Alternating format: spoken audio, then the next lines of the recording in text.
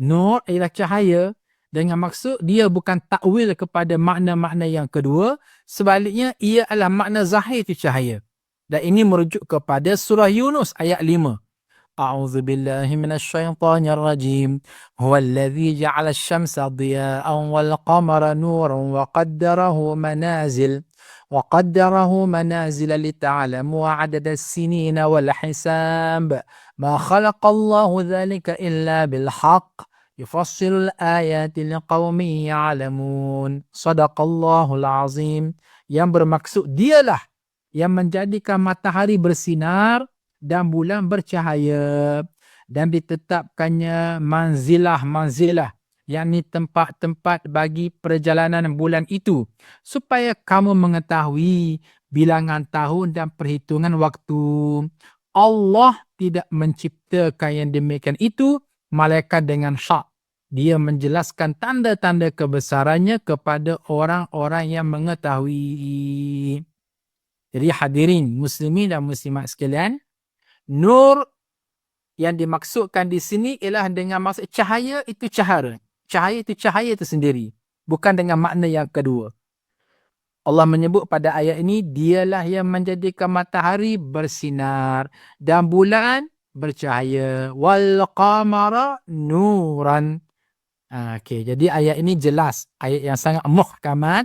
Ayat yang sangat jelas yang kita boleh memahami secara zahir ayat sedemikian rupa. Seterusnya tuan-puan, ada masa nur cahaya dengan makna penghalang kepada melihat Allah. Masya Allah, ini sesuatu yang lebih menarik. Bukankah kita belajar bahawasanya Allah Subhanahu wa Ta'ala itu adalah memiliki Asmaul Husna yang bernama An-Nur, cahaya. Sebagaimana Allah bersifat Ar-Rahman, Ar-Rahim, Al-Malik, Al-Quddus, maka Allah juga An-Nur, adalah cahaya.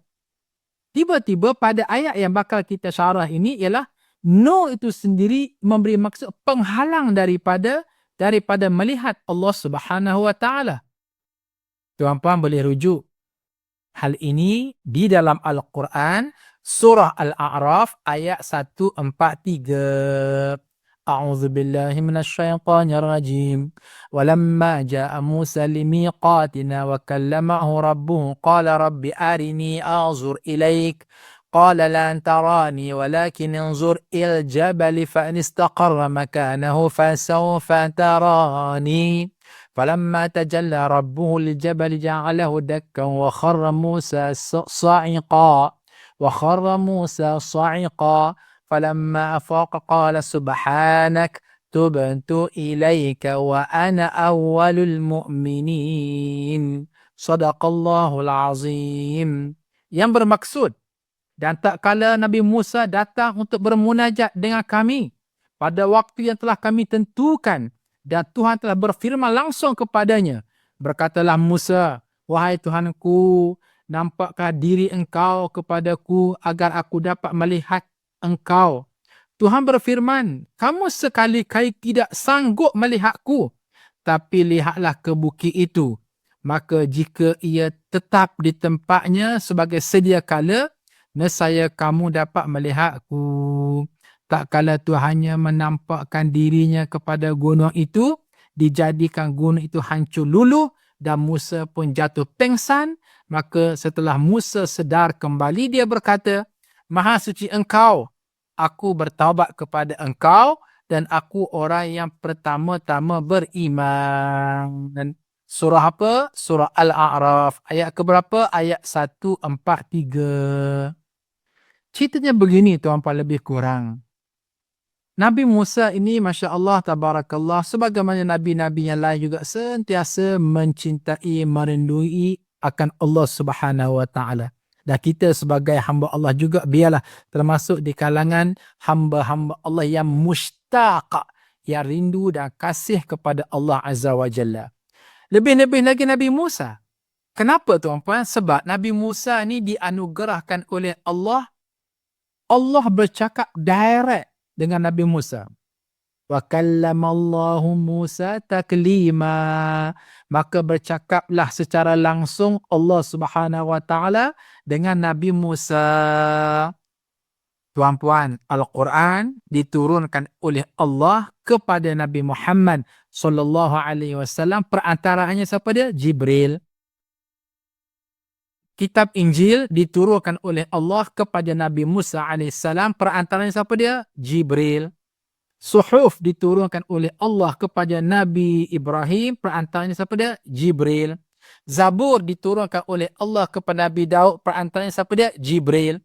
Adapun kitab Taurah diturunkan oleh Allah Azza wa Jalla kepada Nabi Musa tanpa perantaraan Jibril. Sebaliknya Allah Subhanahu wa taala direct menyampaikan maklumat-maklumat yang terkandung di dalam kitab Taurah kepada Nabi Musa.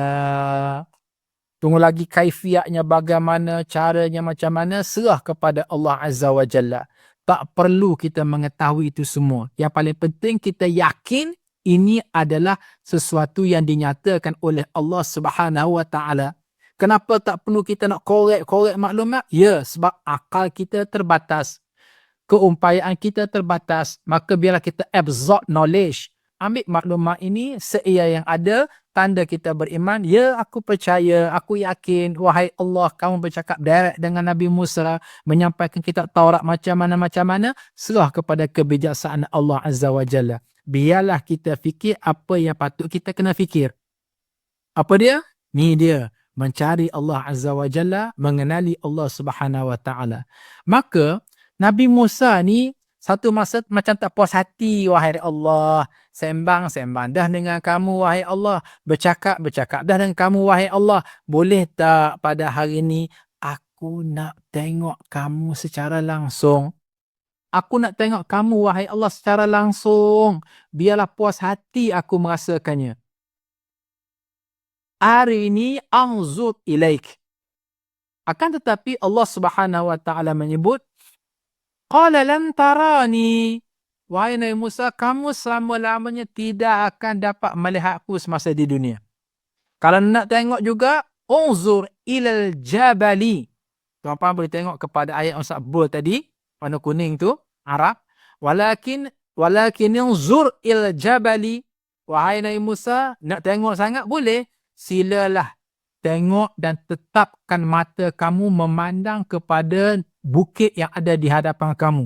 Ada yang mengatakan bukit Tursina, ada yang mengatakan bukit lain. Tak apa, serah kepada Allah. Fa in istaqarra makanahu. Jika sekiranya kamu boleh kekal melihat cahaya yang bakal mendarat di atas bukit tersebut, maka fasaufa tarani. Barulah kamu boleh kekal melihat aku. Jadi, sebelum aku nak tiba, aku suruh anak buah aku dulu. Aku suruh makhluk aku dulu yang namanya apa dia? Ia ada cahaya touchdown ke atas bukit tersebut. Falamma tajalla rabbuhu al-jabal ja'alahu dakka. Tak kala mana menjelmanya Allah Subhanahu wa taala di atas bukit tersebut, ja'alahu dakka wa kharra Musa sa'iqa. Maka pada masa itu hancur luluh Nabi Musa sampai ke peringkat sa'iqa, jatuh pengsang. Falamma afaq, tak kala mana Musa sedar, qala subhanah. Berkatalah Nabi Musa, maha suci engkau wahai Allah daripada sebarang bentuk kelemahan dan kekurangan. Wa tubtu ilaika, aku telah bertaubat, memohon maaf kepada engkau. Wa ana awwal mu'minin, dan akulah menjadi orang yang paling awal beriman kepada engkau wahai Allah. Kesimpulannya apa dia?